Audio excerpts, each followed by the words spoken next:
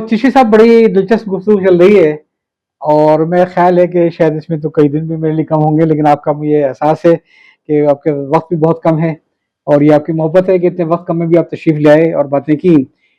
जिंदगी के दो पहलू हैं जिस पर मैं आपसे अब बात करना चाहूँगा। पहला तो ये कि आपने मुख्तलिफ मुआशरों को देखा, करीब से देखा, हिंदुस्तान में पले बढ़े, जवानी गुजारी, फिर मिडल ईस्ट वगैरह गए।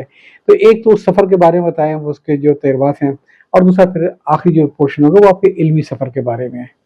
तो पहले ये बताइए कि पाकिस्तान की नेशनलिटी आपने कनाडा की नेशनलिटी तर्क करने के बाद हासिल की थी 1990 शायद नहीं 1985 1985 में नेशनलिटी ली, लेकिन मुंतकिल आप हुए थे 1990 में। 90 में जी बिल्कुल। तो ज़रा थोड़ा सा इसको पहले इसको एक ब्रीफली बताइए सफ़र को। देखिए, मैं तो हिंदुस्तान से अमेरिका गया था 73 में। ठीक है। 2 साल वहाँ मैं कैलिफोर्निया में रहा और उसके बाद मैं चला गया कनाडा, वहाँ तकरीबन 6 साल रहा और कनाडा की शहरियत ले ली। तो जब कनाडा की शहरियत ली तो मुझे हिंदुस्तान की शहरियत छोड़नी पड़ी, क्योंकि हिंदुस्तान का कानून दोहरी था। शहरियत नहीं देता। सही सही सही। अच्छा, अब उसके बाद जब 6 साल मैंने क़याम किया तो मैंने ये महसूस किया कि जो हिंदुस्तानी और पाकिस्तानी वहाँ हैं उनकी औलाद बहुत बिगड़ रही है। उनके बच्चे डेटिंग कर रहे हैं, शराब में हैं, ड्रग्स में हैं, वालिदैन का एहतराम नहीं है, तहज़ीब नहीं है, शाइस्तगी नहीं है, मगरबी रंग में पूरी तरह रंगे जा रहे हैं। तो मैंने फिर कहा कि ये कोई मुस्तकिल बच्चों को रखने के लिए जगह नहीं है। अच्छा, मेरे सामने फिर रास्ता ये था कि मैं हिंदुस्तान जाऊं और वहाँ अपने बच्चों को रखूं, वहाँ उनको तालीम दिलवाऊं। लेकिन फिर मेरे जहन में ये ख्याल आया कि हिंदुस्तान में एक निज़ाम है, से लिसानी फार्मूला 1956 में कायम हुआ वहाँ, कि आपको 3 ज़बानें सीखनी होंगी। हिंदी, अंग्रेज़ी ये लाजमी है, और एक मकामी ज़बान बंगाली या गुजराती या कन्नड़ी, मराठी या तमिल या मलयालम, तेलुगु, जो भी है, 3 ज़बानें। तो मैंने भी फिर हिंदी भी सीखी, लिखना और पढ़ना, और तेलुगु भी सीखी, वहाँ की जो हैदराबाद की मकामी ज़बान है तेलुगु, लिखना, बोलना और पढ़ना। अच्छा, फिर अरबी हमारे लिए ज़रूरी है कुरान मजीद के लिए, वो जो मदरसों में नहीं पढ़ाई जाती। किसी ज़माने में फ़ारसी पढ़ाई जाती थी। अब मैंने कहा, अब हमारे बच्चे तो कनाडा में पैदा हो रहे हैं, इनको हम तेलुगु पढ़ा के क्या करेंगे, इनको हिंदी पढ़ा के क्या करेंगे, और यहाँ कनाडा में रखते हैं तो बच्चों के बागी होने का ख़तरा है। तो फिर मैंने ये फ़ैसला किया कि मुझे पाकिस्तान की शहरियत के लिए कोशिश करनी चाहिए। तो जिद्दा में मैं सिफारत खाने गया, ये 1984 की बात है, 1984 की। और ज़माने में जी, सफ़ीर से मुलाकात की मैंने जिद्दा में, और उनसे कहा कि मैं ये है, आप, उन्होंने फॉर्म दे दिए मुझे कि ये आप फॉर्म भरिए। उनको बता दिया, सारी फ़ोटो कॉपीज़ वगैरह पासपोर्ट वगैरह की लगा के दिए, बच्चों की मालूमात, बीवी की मालूमात। तो फिर कोई 1 साल के बाद 85 में हुआ ये कि मेरे पासपोर्ट बन के आ गए। अच्छा। और शिनाख्ती कार्ड बन के आ गए। अच्छा। तो उसके बाद मैं 1985 दिसंबर में पहली दफ़ा इस्लामाबाद आया। सही। और आकर हमारे कुछ दोस्त यहाँ थे जो हमारे साथ कनाडा में होते थे, और यहाँ फिर वो पीएचडी करके आए थे। तो यहाँ डायरेक्टर जनरल थे इस्लामी यूनिवर्सिटी में और इकोनॉमिक्स में ज़्यादातर, डॉक्टर फैज़ मोहम्मद थे, डॉक्टर मुनव्वर इकबाल थे, और बहुत सारे लोग थे। तो डॉक्टर फैज़ ने मुझे कहा कि आप यहाँ मकान खरीद लीजिए। मैंने उसी वक्त एक मकान खरीद लिया वहाँ इस्लामाबाद में, और वो मकान उनके हवाले किया डॉक्टर फैज़ के। ये बैंक अकाउंट है, वो फिर किराया लेके उसमें जमा करा देते। शरीफ आदमी थे, कब्जा निकल लिया उन्होंने। नहीं, वो बहुत ही नेक आदमी थे, अल्लाह उनकी मग़फ़िरत फरमाए, और जमात का जहन था उनका। बहुत अच्छे आदमी थे, नेक आदमी थे। और हमारे वहाँ रूममेट भी थे एक ज़माने में वहाँ। تو اس طرح میں 85 میں جو مکان خرید چکا تھا، پھر 90 میں ہم آ گئے، لیکن پھر میں 92 میں دوبارہ میں کویت چلا گیا، بچے یہیں رہے میرے، اور پھر 94 میں میں واپس آ گیا۔ 94 سے مستقلاً میں اسلام آباد ہی میں ہوں۔ یہ آپ سے گفتگو کے دوران میں انداز لگا، ورنہ میرے ذہن جو نقشہ تھا، شاید بچپن سے ایسے بزرگ رہے ہوں گے، پاکستانی رہے ہوں گے، لیکن یہی معلوم تھا کہ آپ ماشاءاللہ صحیح معنوں میں پاکستان کے اندر نیشنلٹی آپ نے 85 میں لے لی تھی ہے، لیکن رہنا شروع کیا آپ نے 1994 کے بعد سے، اور اس کے بعد سے اب تو اگر آپ کسی سے پوچھیں گے تو آپ کی شناخت پاکستانی کہلائے گی، کوئی آپ کو کینیڈا کے حوالے سے یا دکن کے حوالے سے یاد نہیں کرے گا۔ دیکھیے وہ میں نے ایک شعر لکھا تھا، ہاں، کبھی ہند میں، کبھی پاک میں، کبھی ہند میں، کبھی پاک میں، کبھی امریکہ کی میں خاک میں، جی، کئی گردشیں میری طاق میں، میری جن سے ہم سفری رہی، میری جن سے ہم سفری رہی، کبھی ہند میں، کبھی پاک میں، جی اور کبھی امریکہ کی میں خاک میں، جی، کئی گردشیں میری طاق میں، میری جن سے ہم سفری رہی، جو رہی سو بے خبری رہی۔ یہ بالکل صحیح بات ہے۔ جی جی، آج زندگی کی 73 بہاریں میں دیکھ چکا ہوں، اور اس کے بعد اگر کوئی احساس ہے تو وہ لا علمی کا اور بے خبری کا، میرا خیال کچھ یہ پڑھ علم، لیتے ہیں۔ میرا خیال یہ علم کی معراج ہے کہ میں یہ نہیں جانتا ہوں اور مجھے یہ سیکھنا ہے بھی، اور یہ تو زندگی کی آخری سانس تک یہ احساس رہنا چاہیے کہ مجھے سب کچھ نہیں آتا، مجھے بہت کچھ سیکھنا ہے۔ کچھ سیکھ لیتے، کاش کچھ سیکھ لیتے، جی جی، کچھ پڑھ لیتے، کچھ یہ احساس ہوتا ہے کہ، لیکن بہرحال دیکھیے آدمی وہی کچھ کر سکتا ہے۔ آپ تینوں معاشرے میں ہیں، آپ عرب معاشرے میں رہے، کینیڈا میں رہے، امریکہ میں رہے، یہاں جو ایک خاص فیشن ہے، اس چیز کا چرچا بہت ہے کہ پاکستان سے بہت سے لوگ بھاگ رہے ہیں، مائگریٹ کر رہے ہیں۔ میں ایسے بہت سے لوگ جانتا ہوں جنہوں نے کینیڈا کے بعد سے ریورس مائگریشن کی، کہ کینیڈا چلے گئے تھے لیکن بعد میں پھر پاکستان واپس آ گئے۔ ایک پہلا سوال تھوڑا سا ذرا ایک الجھتا ہوا میں آپ سے کروں گا۔ ذاتی طور پہ تو میں اس چیز کا قائل ہوں کہ مسلمان سب ایک امہ سے تعلق رکھتے ہیں، اور ہر ملک ملک ماست کے ملک خدائے ماست، تو ہم یہ نہیں کہہ سکتے کہ صاحب چونکہ ہم مسلمان ہیں لہذا ہم جاپان میں نہیں جائیں گے۔ اپنے اپنے انوائرمنٹ کو دیکھ کے ہمیں فیصلہ کرنا پڑتا ہے۔ کوئی تھوڑی سی کبھی کبھی خوشی بھی ہوتی ہے اور تشویش بھی ہوتی ہے۔ ہم بات کریں امریکن معاشرے کی، پہلی بات تو یہ کہ جو خیال لوگوں کا یہ ہے کہ اسٹریٹ کرائم صرف کراچی اور پاکستان میں، غالباً وہاں بھی اسٹریٹ کرائم ہیں، وہاں بھی ہوم لیس لوگ رہتے ہیں امریکہ میں، آپ اس کی تائید کریں گے؟ جی دیکھیے، بڑے شہروں کا تو بہت برا حال ہے، نیو یارک میں بہت زیادہ کرائم ہے، سب سے زیادہ تو ایل اے میں ہے، لاس اینجلس میں، جی، شکاگو میں بہت ہے، سلمز کے اندر، اور اسی طرح دوسرے بڑے شہر ہیں، ہیوسٹن ہے، ڈالس ہے، اور میامی ہے، جہاں جہاں بڑے شہر ہیں تو وہاں کرائم تو ہے۔ کرائم ایک طرف، غربت اور بے گھر افراد، اس کا یہ بھی ہے۔ اصل میں امریکہ تو ایک چونکہ سرمایہ داروں کا ملک ہے، اور ابھی آپ نے دیکھا ہوگا کہ ٹرمپ جب سعودی عرب اور کویت اور امارات کے دورے پہ آیا، کوئی مہینہ 2 مہینے پہلے کی بات ہے، اور یہاں سے 1 ٹریلین اس نے صرف سعودی عرب سے لیے، اور باقی $2 ٹریلین دوسرے خلیجی ممالک سے لے کے گیا، $3 ٹریلین۔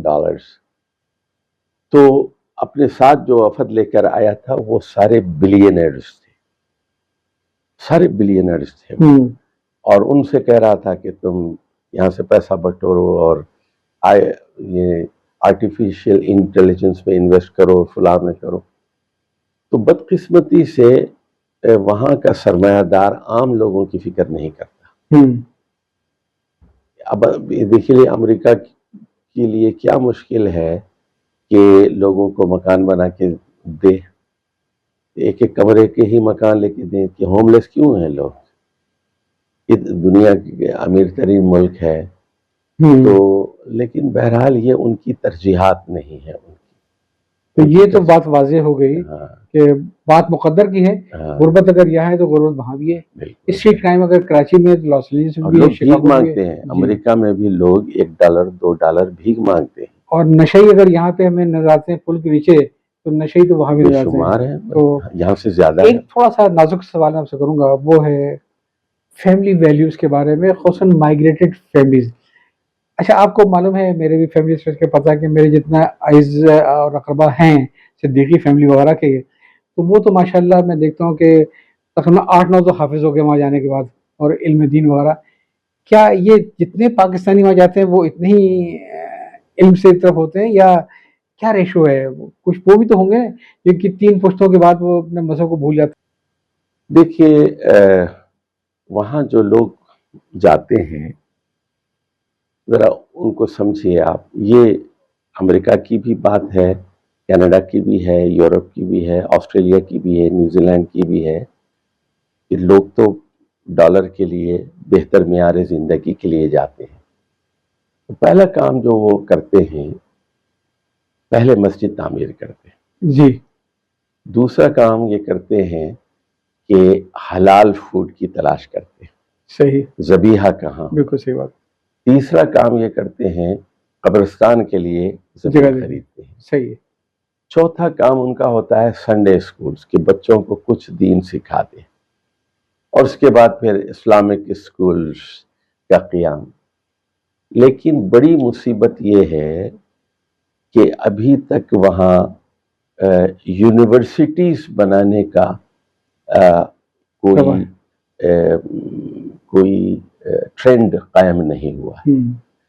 تو میں ہمیشہ جب بھی جاتا ہوں ان سے یہی کہتا ہوں کہ آپ نے 4 مرحلے عبور کر لیے, اب اگلے 2 مرحلے دشوار ہیں. صحیح بات ہے. پہلا مرحلہ یہ ہے کہ اگر آپ کو بقا منظور ہے تو بڑی یونیورسٹیز آپ قائم کیجیے. دیکھیے امریکہ کا جو عروج ہے اس کے پیچھے علم اور یونیورسٹیز کی قوت ہے. بالخصوص یہ نیو انگلینڈ اسٹیٹس جو کہتے ہیں, مین ہے, روڈ آئلینڈ ہے, میساچیوسیٹس ہے, کنیکٹیکٹ ہے, وغیرہ وغیرہ, یہ علم کا گہوارہ ہے. تو برطانیہ سے آنے کے بعد 9 امریکیوں نے کیا یہ کہ Harvard, Columbia university, Princeton university, Yale university, تو یونیورسٹی کا ایک جال پھیلا دی اور ایسی لائبریریز قائم کی جی جی جی کہ عقل حیران ہو جاتی. اچھا میں جب 73 میں امریکہ گیا تو سب سے زیادہ جس چیز نے مجھے متاثر کیا تو وہ ان کی لائبریری تھی. تو میں دیکھا کہ ایک بلڈنگ ہے جو 1 فرلانگ لمبی ہے, چلتے جائیں, اور عمارت ہے 20 منزلہ. اچھا نیچے ایک بڑا ہال ہے اور وہاں 3 بڑے دائرے ہیں, تو اور کارڈز رکھے ہوئے. اس زمانے میں کمپیوٹر نہیں تھا, اب تو بہت آسان ہو گئے. ایک سبجیکٹ انڈیکس ہے, ایک بک انڈیکس ہے, ایک آتھر انڈیکس.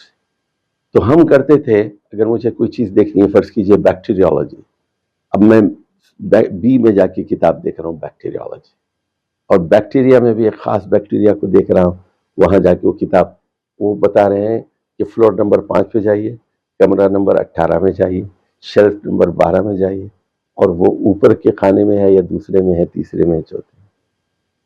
اچھا جتنی اب گریجویٹ اسٹوڈنٹس کو اجازت تھی جتنی چاہے کتابیں لے جائیں. ہم سائیکل پر 20 کتابیں لے کے میں آتا تھا, اور پھر وہ ایک خاص جگہ ہوتی ہے وہاں سے ہم ڈال دیتے ہیں, وہ خود بخود جو ہے کتابیں, پھر سمجھے آپ کوڈنگ ایسی کی ہوئی ہوتی ہے, وہ چلے جاتے ہیں, وہ فلاں فلور پہ جاتی ہیں, پھر فلاں فلور سے اس کمرے میں جاتی ہیں, اور کمرے سے اس شیلف پہ چلی جاتی ہیں. میں حیران ہو گیا. اچھا اس کے بعد ہوا یہ کہ میں تو بہت پڑھائی میں اپنی مصروف رہا زراعت کی, بڑی فرصت نہیں ملتی تھی. جب سمر آیا تو میں نے کہا میں سمر کورس نہیں لوں گا, کام کروں. اچھا پھر بہت وقت تھا میرے پاس, تو میں نے کہا چلیں ذرا ڈھونڈتے ہیں. تو میں نے پھر دیکھا کہ اسلام کے بارے میں کیا ہے، تو ایک فلور پورا اسلام کے بارے میں تھا، پورا فلور. ہاں. اور میں نے دیکھا قرآن کے 200 ترجمے رکھے ہوئے، اور ہر نسخے کی 5 6 کتابیں، یوسف علی کی 5 پڑھی ہوئی ہیں، پکتھال کی 5 پڑھی ہوئی ہیں، فلاں کی، اچھا تفاسیر ساری پڑھی ہوئی، فرینچ ہے، اسپینش ہے، جرمن ٹرانسلیشن، فلاں ٹرانسلیشن، اٹالین ٹرانسلیشن، سب رکھا ہوا. تو سب سے زیادہ کام جو نظر آیا وہ تصوف پر،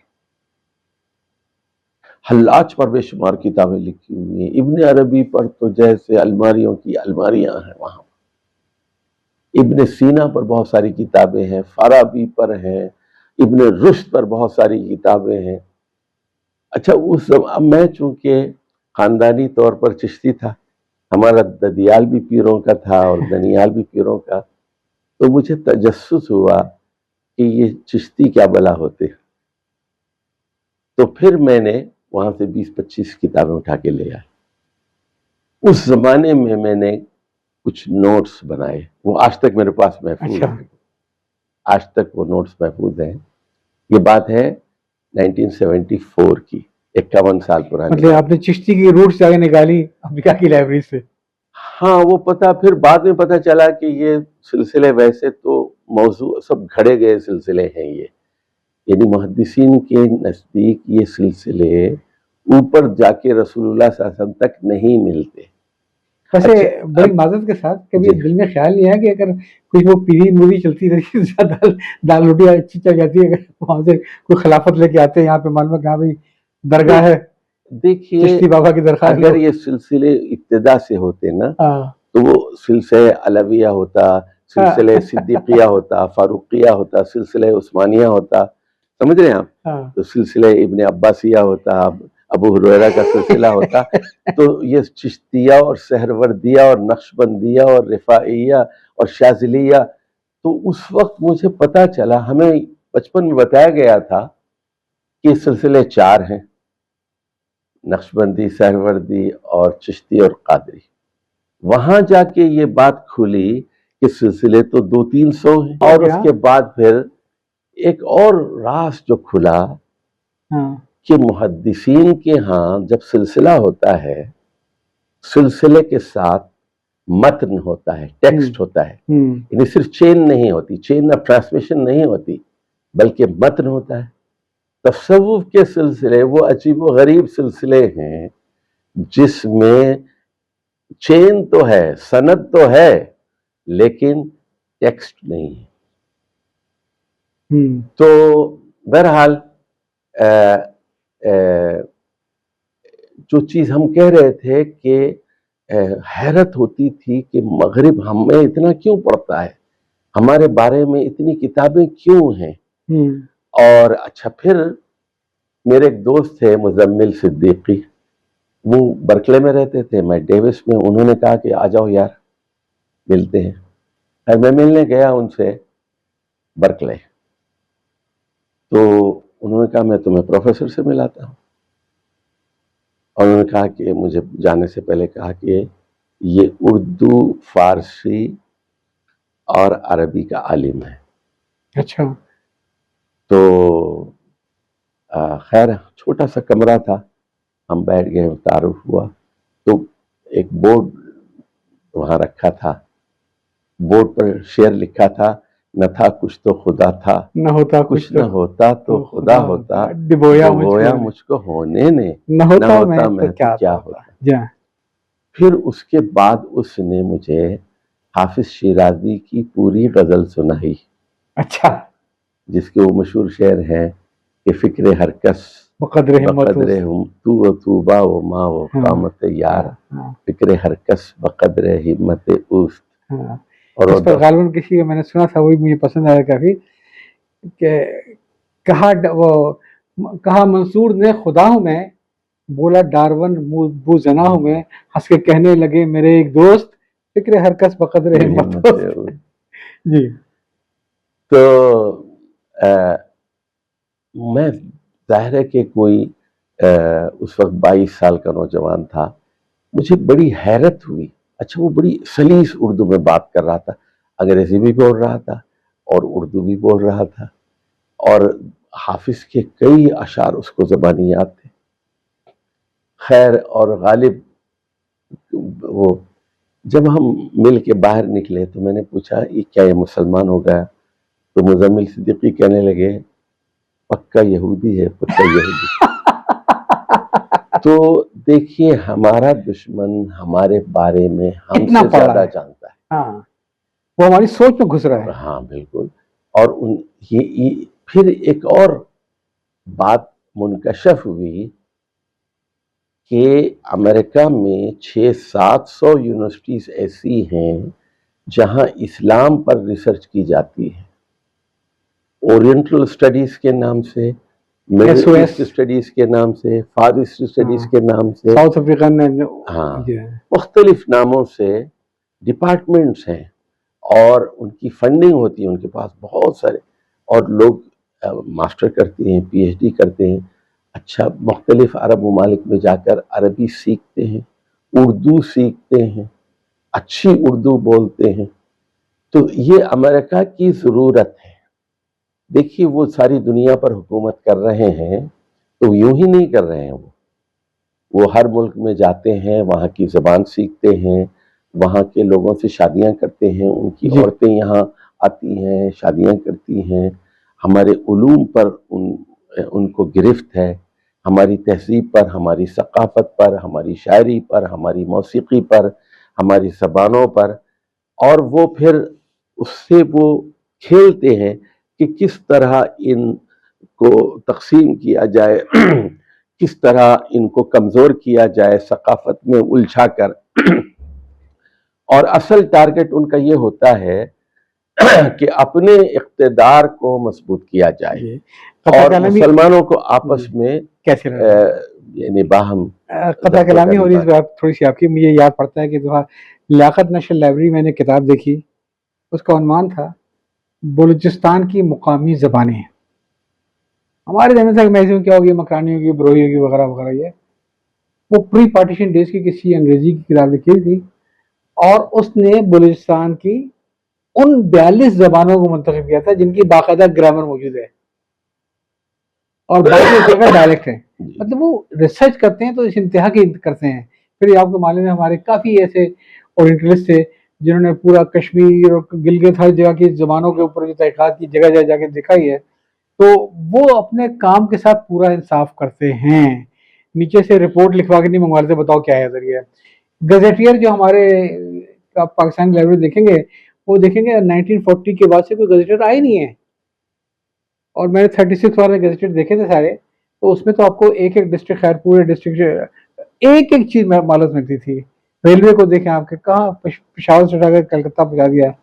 تو کام تو کرتے ہیں، خالی گالی دینے کام نہیں چلے گا.